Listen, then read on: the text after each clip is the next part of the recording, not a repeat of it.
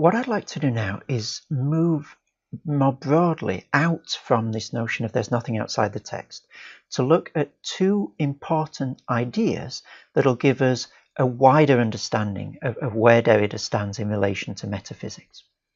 The first word that I want to try and explain encapsulates the position that he rejects. The word is logocentrism.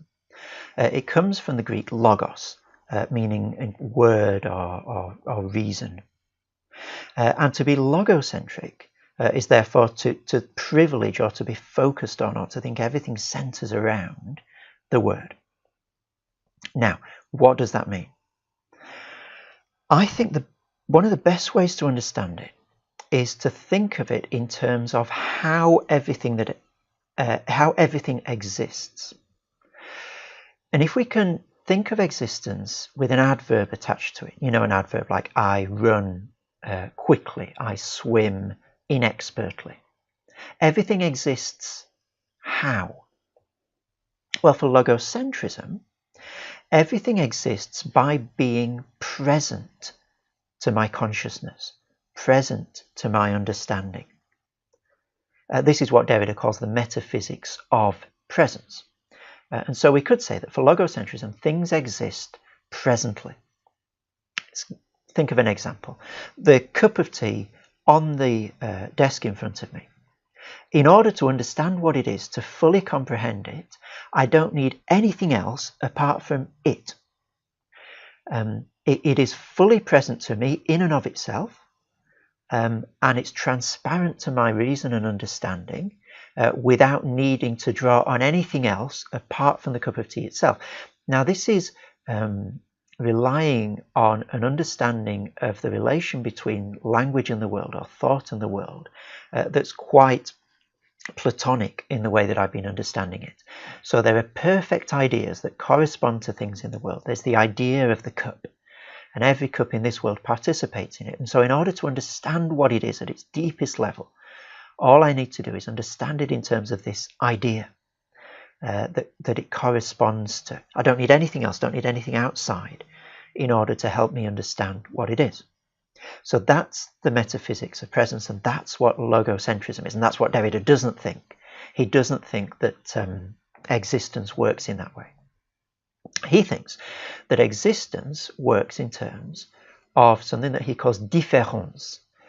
Now, différance in French is usually spelled E-N-C-E as opposed to A-N-C-E. And there's a whole reason why Derrida spells it differently. I'm not going to go into that now because that would take us away from what we're trying to do in this video. The important thing for différance is that things exist not by being present, but by precisely not being completely present in front of us. Their meaning is always deferred outside of themselves, postponed for a moment until reference has been made to something outside. Now, it sounds a very strange idea. I want to try and make it as concrete as I can. First of all, by showing you the thought in Derrida's own words, and then by giving you a couple of examples. So Derrida says, there is no experience of pure presence, but only chains of differential marks. So remember the dictionary again. In order to find out what a word means, I need to go outside that particular word to a bunch of other words. And then to understand what they mean, I need to go outside them to a bunch of words again. So it's not completely present. So Derrida says things don't exist presently. We could say that a way to sum up his position is to say that things exist différently. Let me take two examples to explain what it means for something to exist differently, not to be fully present. The first example is a story, and it's a story that involves you. You're walking through some beautiful woodland one day with a French friend of yours. The path takes a turn, and suddenly before you, you see a beautiful, glimmering, glistening river. And you turn to your French friend, all overcome with the wonder of nature, and you say, "Isn't that a wonderful river?" And your French friend turns to you, and they say, "Oui, c'est un très beau fleuve." At that point, both of you are thunderstruck by the philosophical implications of the exchange that has just taken place, and you have to sit down for half an hour and talk about it. What you talk about when you sit down is the following. You have just used the English language to chop up the world in a particular way. You talked about a river. A river is different to, for example, a stream in terms of its size. A river's bigger than a stream, and a stream's bigger than a brook, and a brook's bigger than a trickle. Your French friend has done something slightly different, however. They referred to un fleuve. Un fleuve is different to une rivière, but it's not primarily to do with size.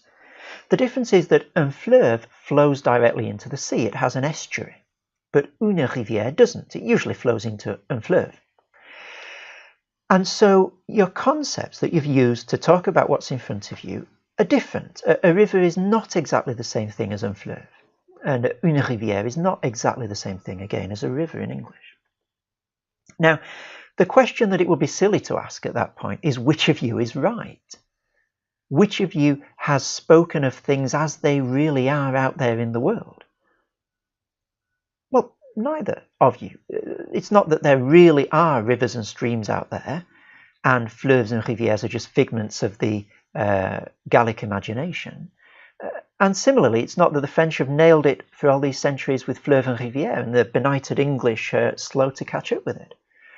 Neither of these sets of concepts is necessary and essential to describe what's out there in the world. Both of them do a good job. And it would be silly to try and say that one of them is right and the other is wrong. So the meaning of what is out there, first of all, is not contained within the single idea river. The idea of a river necessarily relates to the concepts around it in the language. A river is bigger than a stream.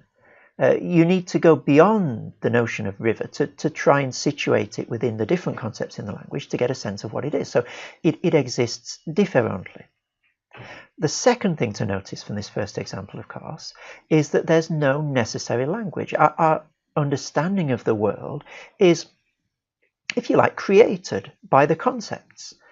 We think in terms of rivers and streams because those are the concepts that we've got. Not that nothing materially pre-exists these concepts, but nevertheless, the concepts in the English language chop up the raw material of reality in a particular way. And the concepts in the French language chop raw material of reality up in a slightly different way. And within both of these languages, it's the concepts, it's the language that dictates what is there, what it is possible to say about the raw material of the world. The second and briefer example comes from the game of chess. If you take one of the pieces of a chess set, say the bishop, and take it out of the context of the game, out of the context of the rules of chess and the 64 squares on the board, it doesn't mean a great deal in and of itself.